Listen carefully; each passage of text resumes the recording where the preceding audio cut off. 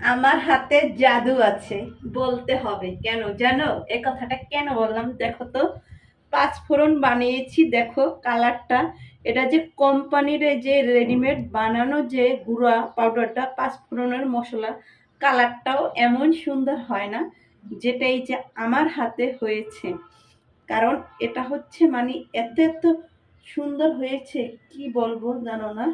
মানে দেখো, এই যে দেখাচ্ছি, দেখো এত সুন্দর ফ্লেভারটা আসছে, আর এত সুন্দর ঘেরান, আর এত সুন্দর দেখতে, আর এত গুঁড়ো হয়েছে মিহিন।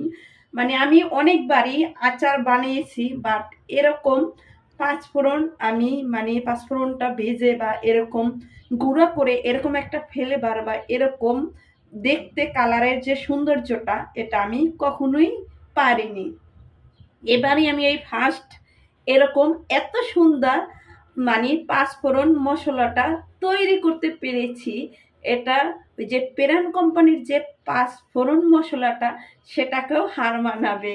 তাই বললাম যে আমার হাতে জাদু আছে, বুঝছো? এইটা হলো আমার হাতে জাদুর মশলা, পাঁচফোড়ন। কারণ মশলাটা যেহেতু এত সুন্দর হয়েছে, এবারের আমার আচারটাও সুন্দর হবে। যাই হোক, ঝটপট চলে যাই আচার বানানোর জন্য।